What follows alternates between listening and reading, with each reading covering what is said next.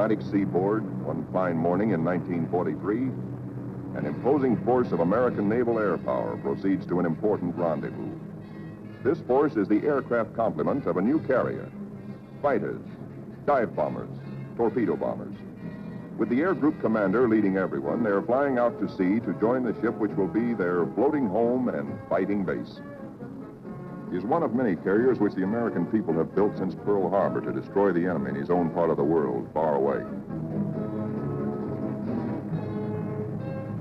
And there now is our base, powerful and serene.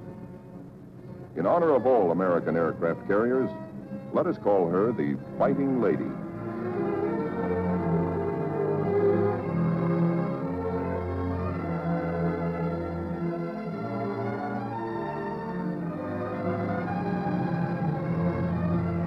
Against a good solid wind with their tail hooks down, our planes come into the broad flight deck of their new home. In case the plane's hook fails to catch the arresting gear, there's a series of stout wire barriers. Number one man on the flight deck just now is the LSO, the landing signal officer, always a flyer himself. Like all aviators, he'd much rather be flying. Come on in and sit down. The plane is out of the groove and he waves it off. Come around another time, pilot, and we'll take you aboard.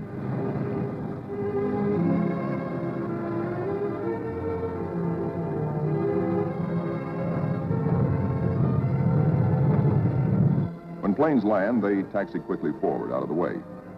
Later, they'll have to be shifted to the stern and rearranged in proper position for takeoff. This is called respotting the deck. Here is our skipper, Jocko, a veteran Navy flyer. Annapolis, 1917. He is not impressed by our earnest efforts, nor the flight deck control officers.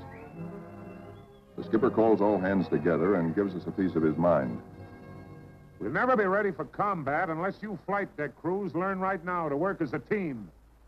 Don't you men realize that before long we'll be in dangerous waters? That's too slow. Bear a hand.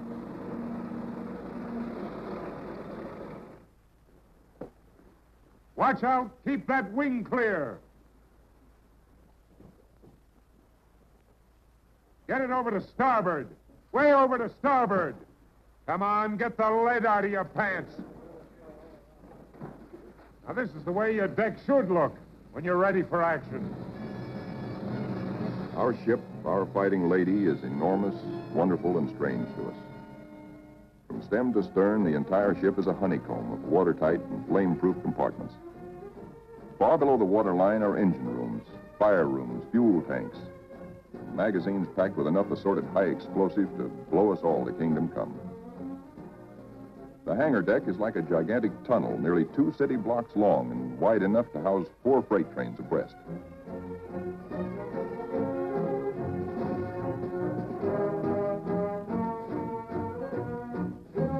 It'll take us a week, a month maybe, to learn our way around. These new surroundings are as mysterious to us as they are cold and impersonal. Our Fighting Lady is like a huge floating cave, noisy and uncomfortable.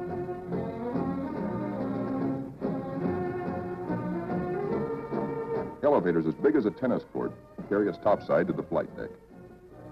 The great superstructure rising amidships is called the island. This is truly the ship's nerve center, its fighting brain.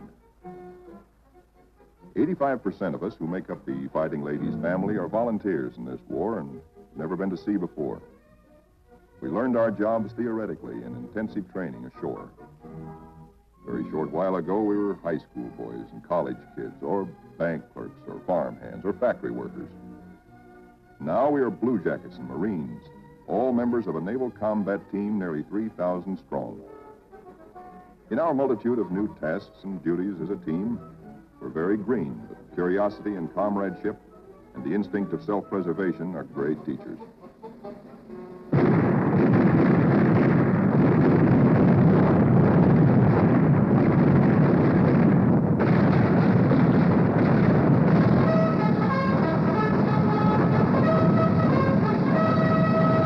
Some of us have to master the delicate and complicated instruments which control the fire of our 5-inch batteries.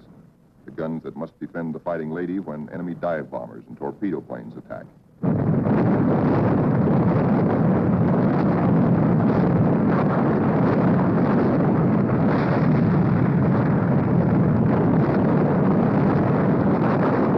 We train and train to learn our stuff and earn our E for efficiency.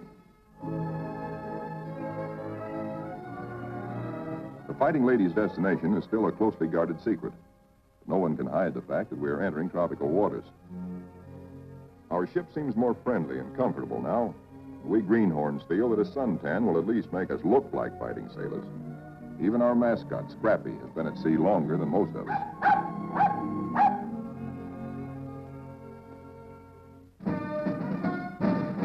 Some of the mystery that has been hanging over us is lifted when we enter the Panama Canal.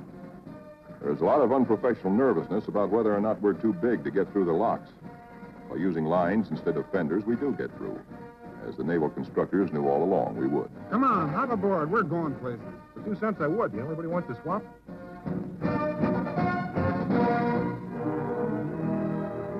Now we stand out into the Pacific, and life aboard settles down into monotony.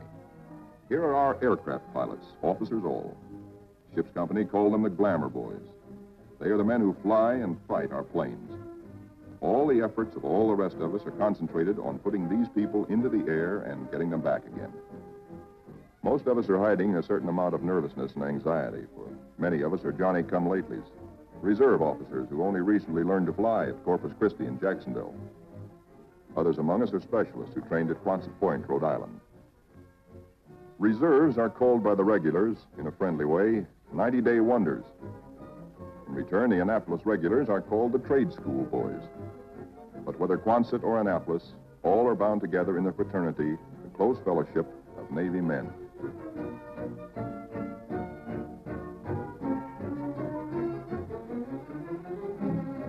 Among the ship's non-commissioned personnel, almost 3,000 blue jackets and 100 Marines, the hottest shots are the air crewmen, aerial gunners, and radio men. These boys and the plane captains are the partners of the Glamour Boys in the air. By non-flying blue jackets, they are called Zoom Pigeons or Airedales. And because they receive 50% extra pay for flying, they are sometimes referred to as the Bankroll Boys.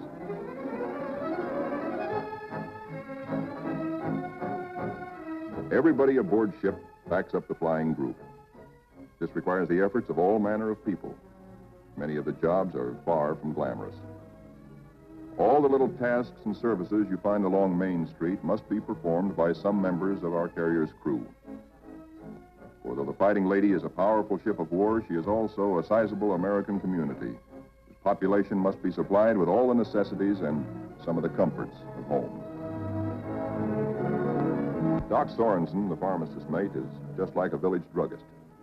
And next door is our hospital called Sick Bay. There's only a few patients now, but soon it is to be filled with our wounded. Men like these who perform the humble jobs that make life aboard a fighting carrier more bearable, the barbers and the cobblers, are seldom mentioned in communiques. They all have a place in our fighting team. Weeks pass. Now we are far out into the Pacific, which is a very considerable body of water. Monotony shuts down on us between our duties. Guessing where we're bound is still our chief pastime. Will we put into Pearl? Are we going to Iron Bottom Bay? Or maybe even to the Aleutians? All such gossip and rumor are called scuttlebutt or drinking fountain conversation.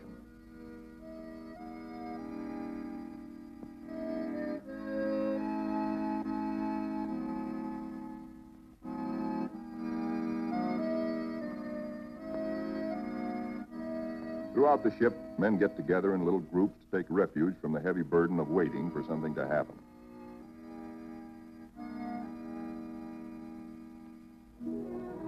And then one day out of nowhere comes a fast fleet tanker and we're refueled at sea. This tells us something.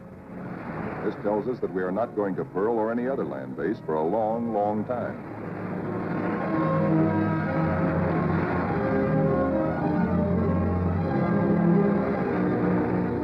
Besides our skipper, we have an admiral aboard, a sea dog who's been a naval flyer for nearly 20 years. Until now, only these officers have known where we are to go. But now Jocko, our captain, confers with the air group commander and reveals the plan. The Fighting Lady has been ordered to make a strike. She will pass through waters where no carrier task force has ventured since the bloody Battle of Midway. Remember, this is 1943, long before we took the Marshall Islands. Weather studies are made, and though this is a daily routine, somehow the whole ship senses that something is about to happen. Even before the news is broadcast to all of us, there's a new tension and atmosphere of expectancy. And then we are told we have traveled more than 7,000 miles from Panama, so that tomorrow, August 30th, 1943, we can strike the Jap base at Marcus Island, deep within the enemy's ring of defenses. The evening before our first strike, the air group commander briefs all his pilots with maps and a model of our target. We are sticking out our necks to within 1,000 miles of Tokyo to divert the Japs' attention from other American activities far south and east of Marcus. Those of us who have never before been in battle, that's most of us, ask a lot of questions of those who have seen action. See gunners. Don't break off until you're practically on the same course and right astern of the enemy. Then push over fast. Outwardly, we try to seem composed and cheerful, but a lot's going on inside our minds. We question our most inner selves. What'll it be like? How'll we take it? Will we do all right? This is the night when a lot of boys write one more letter home.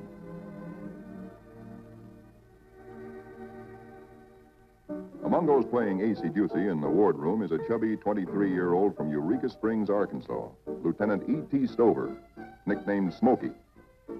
That's he sitting on the far right. Having flown 50 missions at Guadalcanal, Smokey has been ordered to take a rest. He'd much rather be flying. Before dark on the eve of battle, our planes are loaded with bombs and gas. So that each plane will be in its precise position for a speedy takeoff, we spot and respot our deck.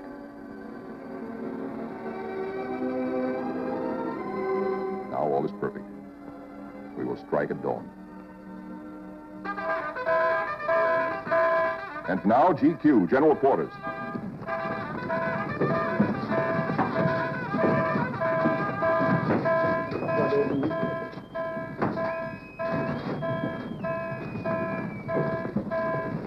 Every man on the ship goes to his battle station, his special place on the fighting team. George, the barber, will pass ammunition. Leo, the baker, will be a sky lookout. Frank, the tailor, is assigned to a first aid station. Pilots are in their ready rooms. Each squadron, fighter, bomber, torpedo bomber, assemble separately. Flyers get into their flight gear and receive last-minute data and instructions.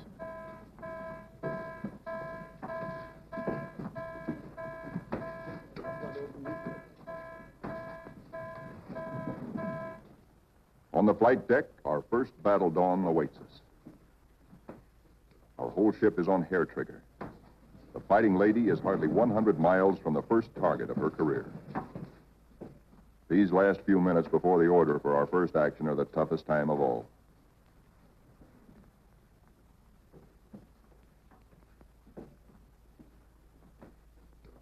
A wise man once said, war is mostly waiting. We learn now what that can mean. At last the word comes. Pilots, man your planes. Ready Room 3, roger. Pilots, man your planes.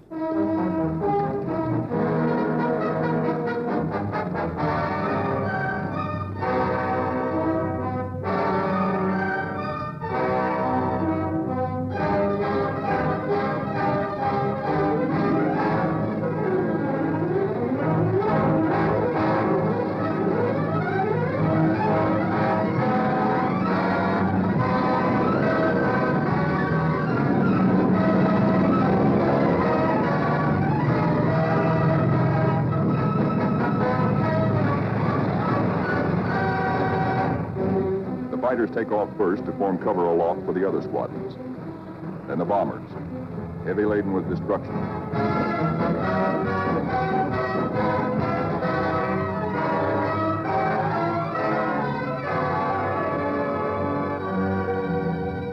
The sun has risen now, and our escorts are alert for enemy submarines. But the Fighting Lady steams boldly toward our target to lessen the distance for our planes when they return.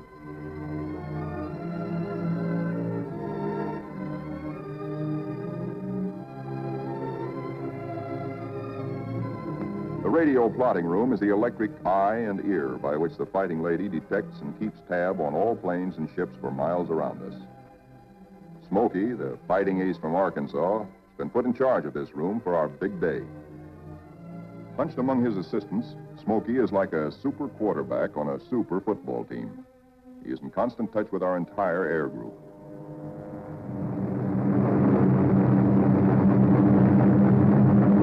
As our first fighters race in toward Marcus Island, they stay low, hoping to escape detection by the enemy's radar.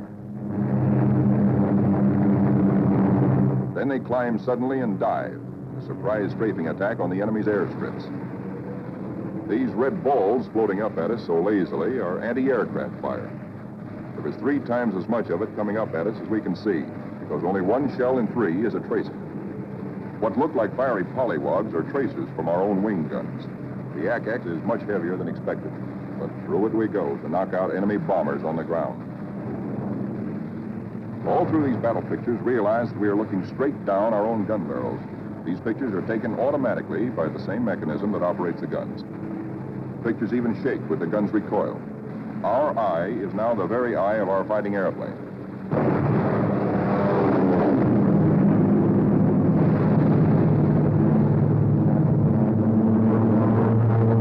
The enemy's picket boats and supply ships offshore are thoroughly strafed. No longer will these craft bring rice and sake and munitions to Marcus.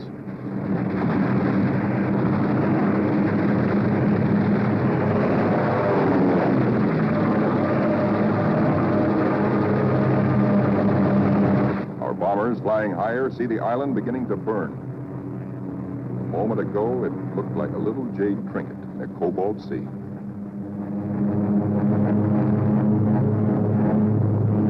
As the fighters and bombers swing victoriously away from Marcus Island, towering columns of smoke show the thorough job our boys have done.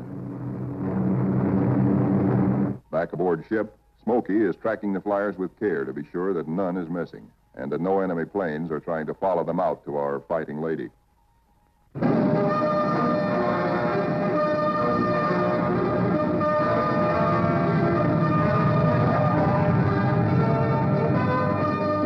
As our planes come aboard, there begins an operation almost as exciting as the attack itself. A ballet after battle, with the plane directors as dancing masters. The whirling propellers fill this scene with danger, but now our crews are trained and adept.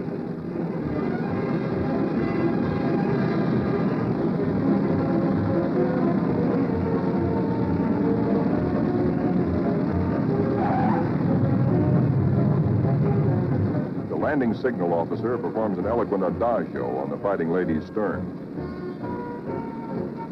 Warning to the rest of the cast to stay off stage until a limping member can be led out of the way.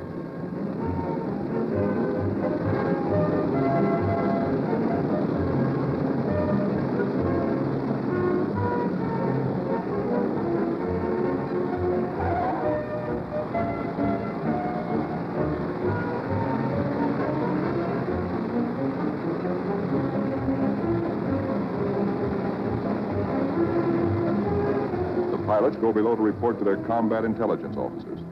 They have hot news, good news.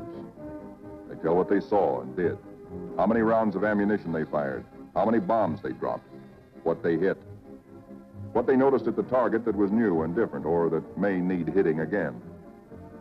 As the reports are added up and our combat photographers develop their pictures, the story becomes better and better. Every single Jap bomber on Marcus has been destroyed. 80% of the shore installations blasted or set afire. Hangars, radio stations, gas dumps, ammunition dumps. Marcus is now a lovely mess. In the radio plot, Smokey is worried. There are planes still up there, and he's wondering about them. They are ours, though, delayed by battle damage. Landing a shot-up plane on the carrier is a crucial test of how well-trained, how alert and steady a naval flyer is.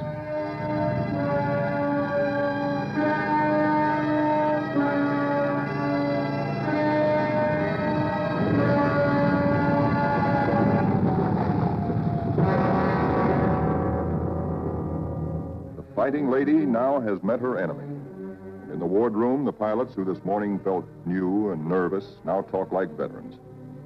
We have been baptized by fire and have survived nicely. We of the Fighting Lady are growing up. The admiral of our task force knows the overall strategy of the whole Pacific campaign: to smash straight through Japan's outer network of islands, to recapture the Philippines and land on the mainland of Asia. Thus, we will deny Japan supplies from Malaya and the Dutch East Indies and leave her far-flung island garrisons marooned. Then we will reach out and really help our ally China. Months after Marcus, this campaign is well started. Our carrier task forces have been in many battles.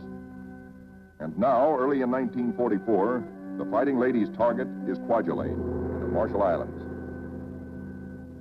These are Jap Zeros, fighter screen being pierced by our planes and planes from 8 other carriers, preparatory to strafing Kwajalein and bombing it apart. Our fighter pilots have improved with practice, with the confidence that comes from experience. They estimate their range by watching their tracers. They hold their fire until their wing gun bullets converge at 300 yards. They shoot in bursts instead of in steady streams, which heat up the guns and spend ammunition.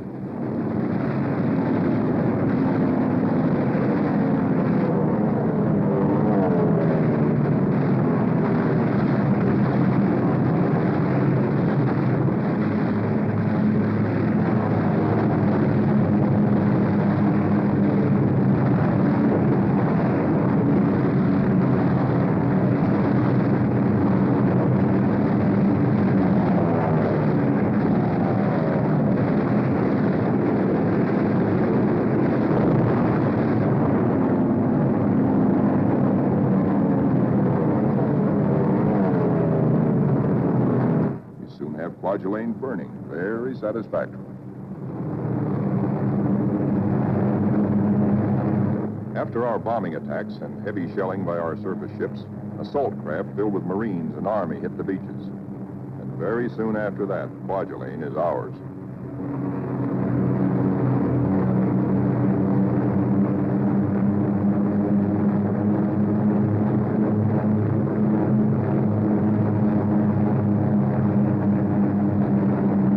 Right after Kwajalein, word comes to our admiral that at Truk, Japan's huge and secret naval fortress 1,400 miles to the west, there apparently are some heavy units of the Japanese battle fleet. Perhaps we can surprise them. Again, the Fighting Ladies Squadron and squadrons from other carriers take off for combat. A lot of mouths are dry at the thought that our target is mighty Truk. The rear seat gunners look back at the Fighting Lady, wondering when and if they will ever return to her.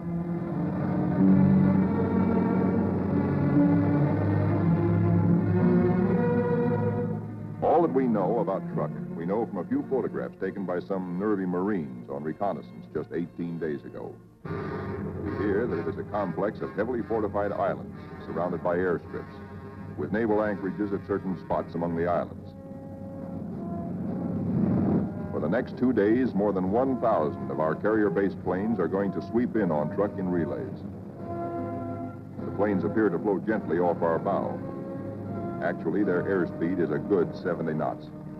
Diving in on Truk, we again turn on our guns and their synchronized cameras. Truk's defenders are aloft and we smack them hard.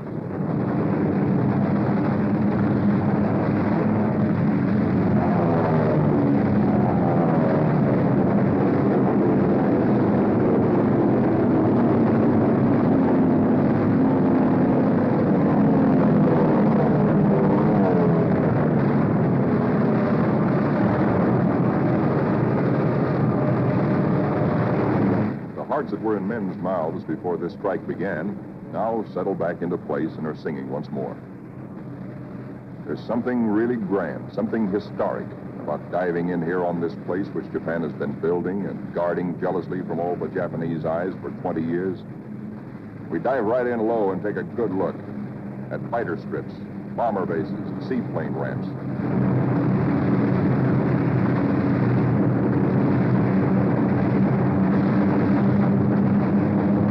In an almost vertical dive, the pilot may black out or go blind for a moment when he pulls up and out at the bottom. But the camera won't black out. It cannot see the landing of our own bomb, for we'll be up and away before that reaches the target. But it records the hits of other planes ahead of us.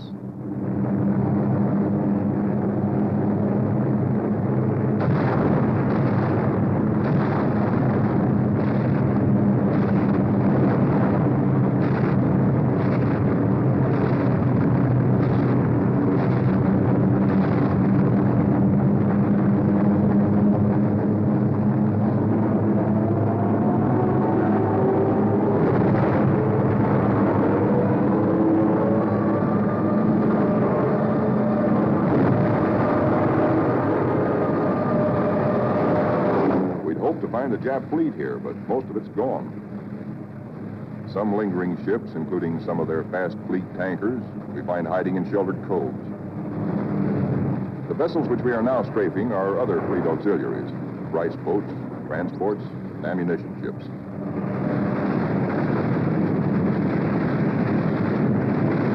With bursts of 50 caliber incendiaries and armor-piercing slugs, we set them on fire, rip them open, often wide enough to sink.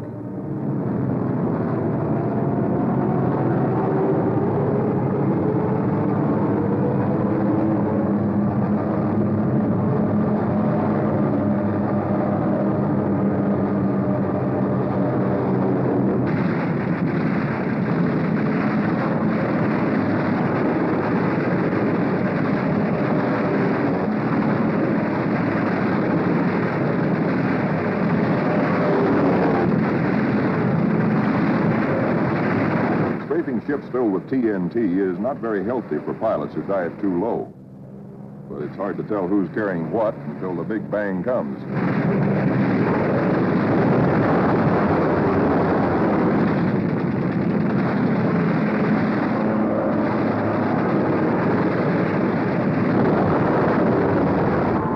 Returning to the deck at 130 miles an hour with a flap shot away, all a pilot can hope to save is his own skin. Here comes our new air group commander. He's had a bit of trouble. His windshield is blotted with blood, and he has to feel his way aboard. Strafing at low altitude, he took a 40-millimeter anti-aircraft burst right in the face. More than 200 wounds, and his plane a sieve. But he'll live to fly again.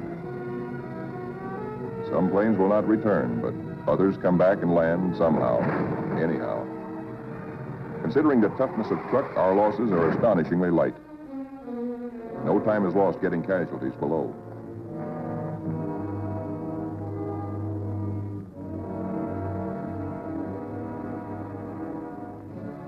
It's a long way from truck to our secret rendezvous in the Marshall Islands. Someday it can be told just where this is. Actually, it is a magnificent new fleet anchorage, an advanced naval base, which we have taken from the Japs and made secure. Now, for the first time, we, who have been operating as separate, relatively small task forces, see assembled the enormous mass of naval power. Over 1 million tons of American fighting steel. New carriers, new battleships, new cruisers and fleet auxiliaries in an amount which Japan could never conceive, let alone produce. That we are able to maintain supply lines over the vast distances of the Pacific is one of the miracles of this war. In the comforting presence of so much power, we relax and refresh our battle-strained nerves. Push my head under. Hey, Benny, when you going to die? I thought you to swim, hey. You shark. Boy. Our ship's post office now does really big business. Letters for us at last from home. Letters from us to friends and families.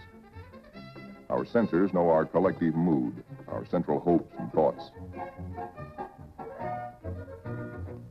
The stuff is really getting out here now. I can't tell you much about it, but oh boy. And the more we get, well, the sooner I'll be seeing you. All hands are called together. Our old skipper, Jocko, has been promoted admiral.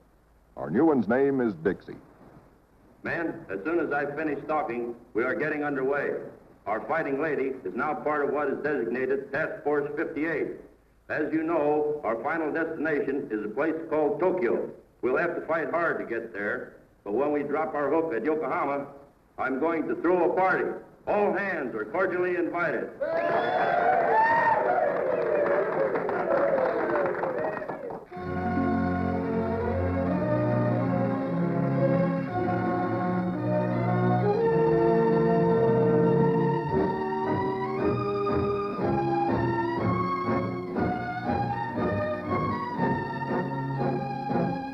Our task forces are built compactly now around carriers like ourselves with speedy new battle wagons at our side. A carrier skipper never leaves the bridge at sea because carriers and their planes are the first to strike the enemy or to be struck by him. Our aircraft pilots are constantly on call, for despite the massive power spread out around us, these are still dangerous waters. Our pilots know this all too well, but it doesn't worry them now, for they're seasoned. They know how. There are a lot of new faces among us, but most of these men, too, have been in action at places like Hollandia, Mille, Jaluit, Palau, Rabaul, Wake, Maloelap. Our rear seat gunners and radio men are old hands now. Some of their faces are different, too, because there have been replacements. A lot of them have been made commissioned officers. There's a saying in the Navy that you never learn to love a carrier until she gets hurt. Well, perhaps we don't really love our fighting lady, but we've become mighty fond of her and almost comfortable, almost at home.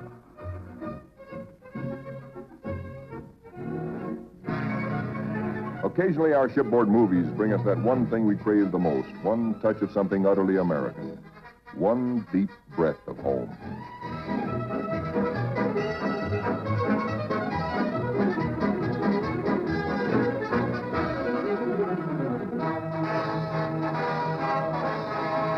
Like Jocko, our new skipper, Dixie, is an old hell-diving Navy pilot. In their battle caps, he and Admiral Mitcher look like big league baseball managers. Northwest we steam, and never before in history has an ocean borne such a weight of naval power. Not at Jutland, not at Japan's proud boast, Tsushima, was there anywhere near the force with which we now assert that this is our ocean, this is our air. We're seeking a Japanese battle fleet to prove it.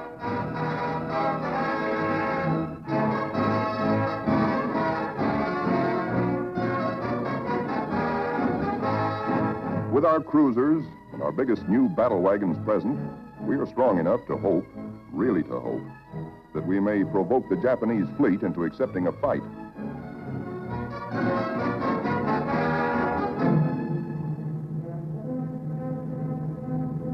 Joined by plotting Coast Guard and Navy transports. The Marines again.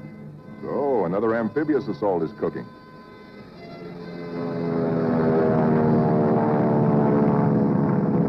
Uh-oh. Our patrols have spotted an enemy search plane and are after her. He's a big bird. A 20-ton, four-motored Kawanishi seaplane, the kind we call Emily's.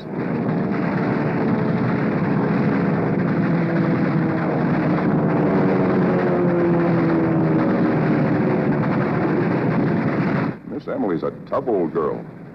Right now, she's screaming for help and telling Tokyo by radio where we are. Hellcats are closing in on it.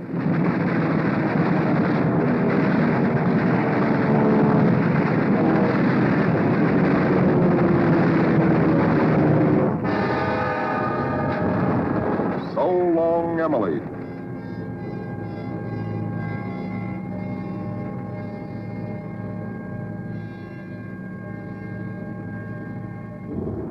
Now that the enemy knows where we are, and we know he knows, our brass hats get together on final arrangements for what may turn into another Midway.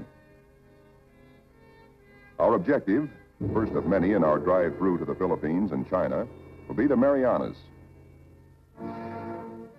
In battles just ahead of us, we are to make good use of a multitude of weapons, special devices, and techniques which have been evolved through the 30 years since the U.S. Navy first took to the air.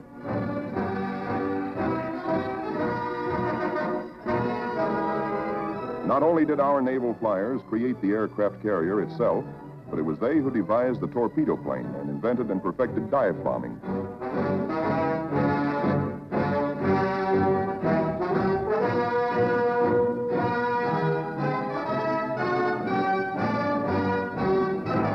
Disposed about our flight deck so that planes can be quickly armed are all manner of death-dealing objects.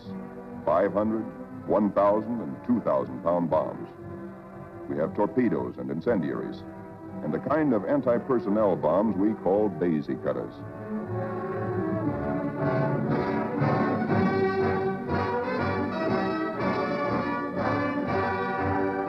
Some of our bombs are armor-piercing, some for fragmentation. Others have delayed action fuses to prolong the effect of our bombardment for hours after we have delivered it. Here are the new rockets, which pack the same wallop as a 3-inch shell. They weigh little, and because there isn't much recoil, they can be fired from planes. On the eve of battle, we are told to scrub up to lessen the danger of infection in case we're wounded.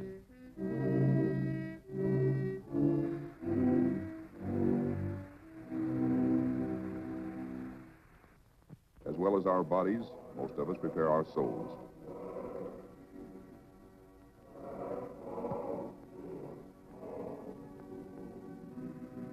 Always on the eve of battle, divine services are held in relays, so that every one of our fighting ladies' 3,000 sons has a chance to attend.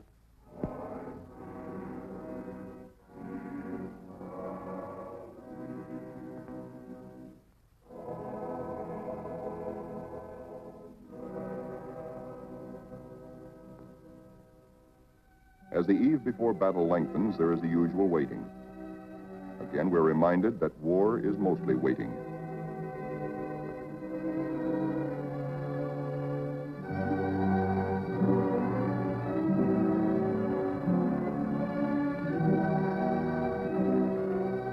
Because all cooks and bakers must soon be at their battle stations, they work all night long preparing a hearty meal of steak and eggs for our 3 a.m. battle breakfast.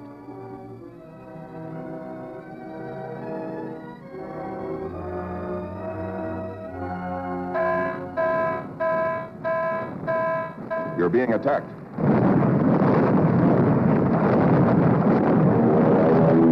We're being attacked by Japanese torpedo planes skimming in after us, wing to water.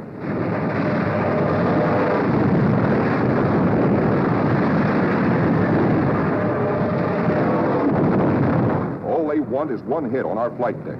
We have nearly 90 planes fueled and loaded with bombs, ready for the takeoff.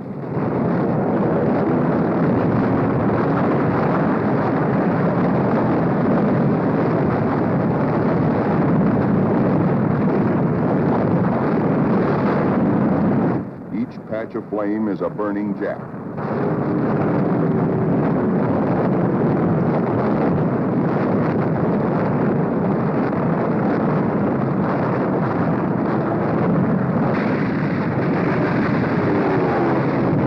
In this surprise attack, 19 Japs are polished off by our ship's batteries. Not a single carrier is hit. We have been fortunate. So now commences another major moment in the fighting lady's career. Flight quarters sounds. In this modern warfare, the young plane captains are to their pilots what squires were to armored knights of old. In this operation, typical of many more to come, a lot of other fighting ladies will be involved. Nearly 2,000 carrier-based planes, all of them attacking in air groups like our own.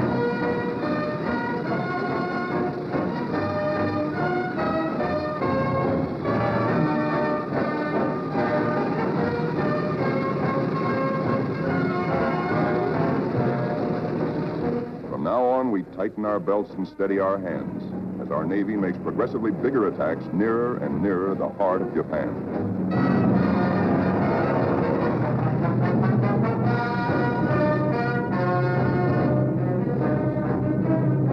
At his post and radio plot, tracking down enemy planes and cursing the luck that keeps him out of the air, Smokey chafes at being grounded on a day like this, especially when targets are juicy ones. All the Jap air bases and military installations in the Marianas, and a special prize package, Guam, the island which we did not fortify, but the Japs did. Now comes word that the Japs have sent strong air reinforcements to Tinian, which flanks Guam. Again, our synchronized cameras record, as no human eye and memory could record, just what our guns and bombs do to the enemy. pictures enable our air combat intelligence officers to assess the damage as we swoop down upon Tinian.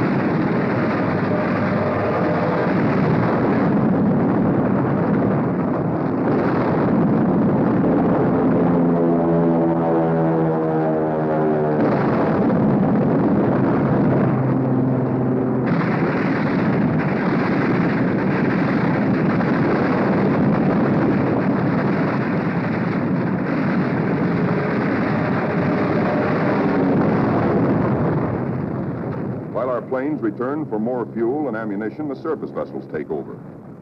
A prodigious naval barrage to prepare the beaches our assault forces are going to hit. Not only our newest, but some of our oldest and proudest battleships are here. The Colorado, the Tennessee, and the USS Pennsylvania, flagship of World War I.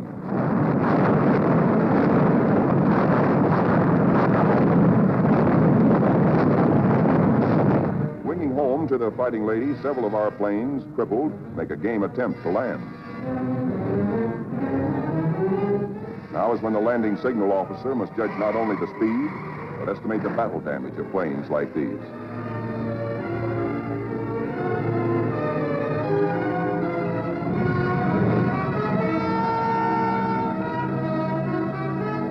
And flight deck emergency crews, firefighters, rescue details, and medical corpsmen exhibit almost incredible courage.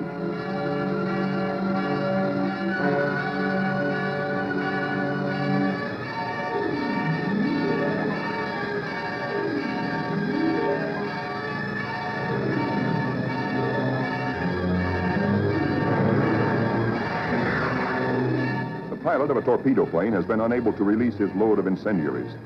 Burning thermite is spilling out at incandescent heat. In the plane's tanks remain about 75 gallons of high-octane gas. The men who brave this danger to save pilot and crew deserve every citation they get.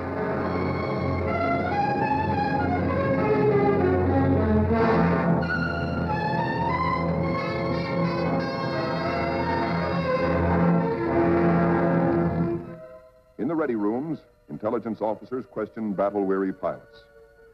What did you see? Any Jap carriers in sight? Are you sure they were carrier-based planes? Then from radio plot comes uncomfortable news. Torpedo planes and dive bombers from enemy aircraft carriers are approaching. All hands, man your battle stations. To our engine room go orders for flank speed, which is a few knots faster than full speed, in case we need to take evasive action. All boilers are lighted to let the Fighting Lady outdo herself if necessary. The engine room people turn on the heat, and the propeller shafts churn like fate in their alleys.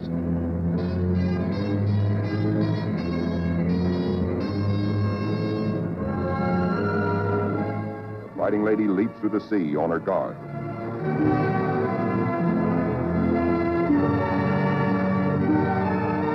Skipper Dixie gears himself for action, and so does wise old Scrappy. And now, here they come.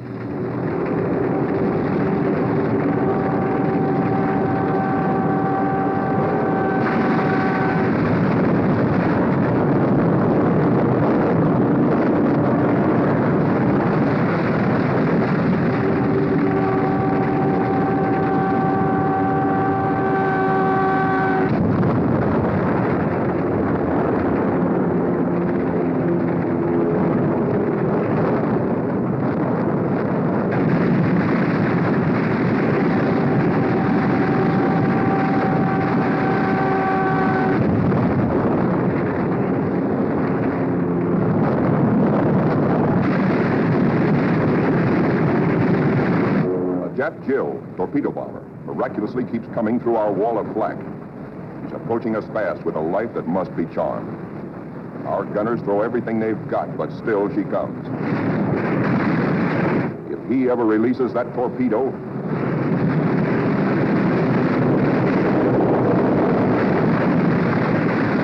He missed us.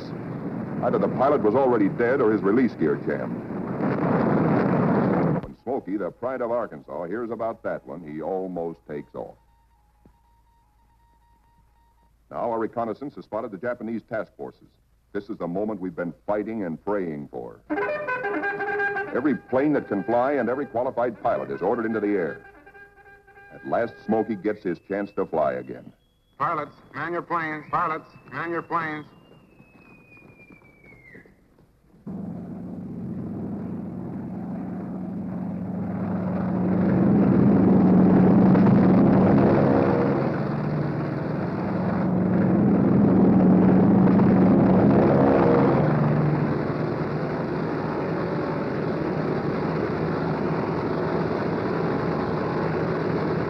Philippine trade wind is tearing down our flight deck.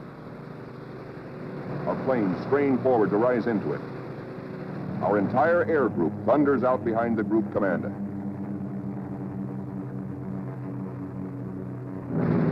Now our fighters run into a swarm of Jap fighters, mostly Zeros, sent up to intercept our attack on the Japanese fleet. A mad aerial scramble begins, which the boys to this day still call the Marianas Turkey Shoot. 369 Jap planes are shot down in this single day, to our loss of 22. Japanese plane makers have sacrificed strength and firepower for agility. Their planes disintegrate quickly when you hit them. They have no armor plate, as ours have, nor are their gas tanks self-sealing.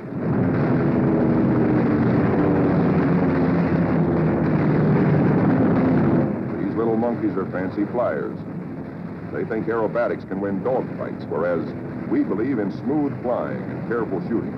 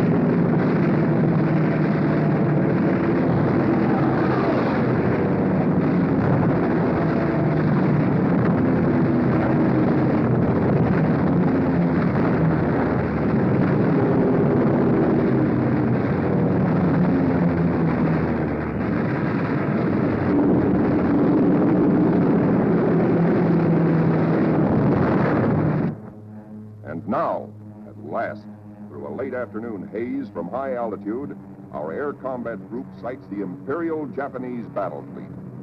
These are the first pictures ever taken of a great enemy naval formation like this.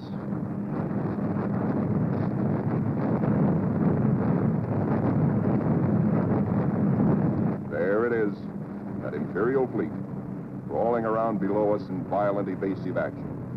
Us looking down on them. The seas they think they own. Some of these Japanese ships are scampering away at better than 40 knots. When you bore straight down on them, they twist, squirm.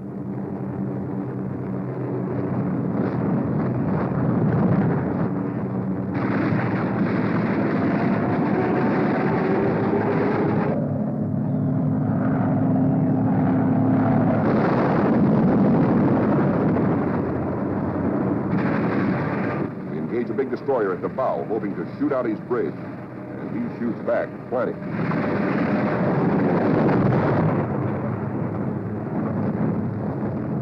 Let's go down after that cruiser. He answers us emphatically from the forward turret.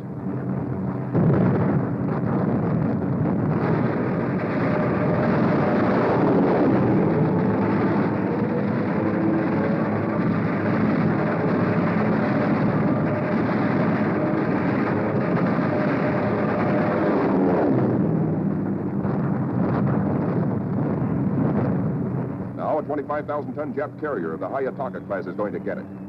Watch 5 o'clock in the camera, the lower right-hand corner of the screen.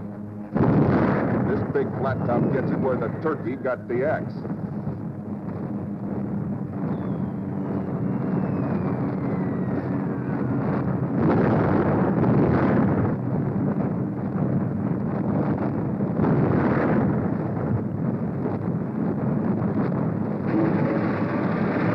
When you touch off some of these babies, just watch this one. And now we come home from the Battle of the Philippine Sea. 17 Jap warships have been sunk or severely damaged. Several of our returning planes have been badly shot up. A dive bomber comes in out of gas.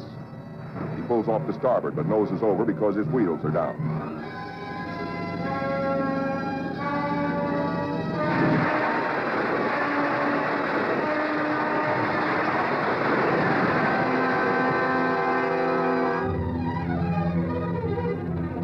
This pilot has 73 holes in his plane, and his leg almost shot away.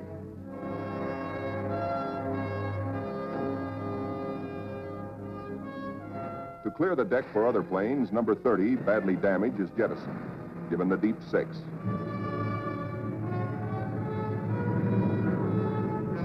Watch carefully. This man's controls are all but shot away.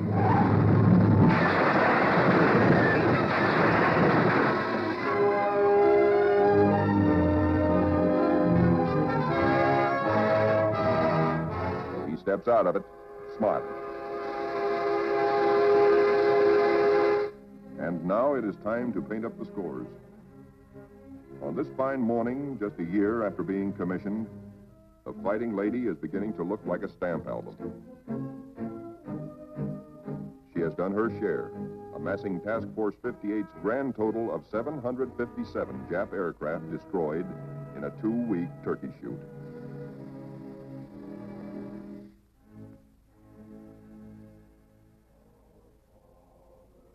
But there's another score to add up. Our own casualties. Quite a few faces are no longer with us on the Fighting Lady. Among them, Lieutenant Commander Upson, skipper of our torpedo squadron. Lieutenant Pappy Condit. Lieutenant John Meehan. And that fightingest gentleman, Lieutenant Smokey Stover. Yes, Smokey's missing too.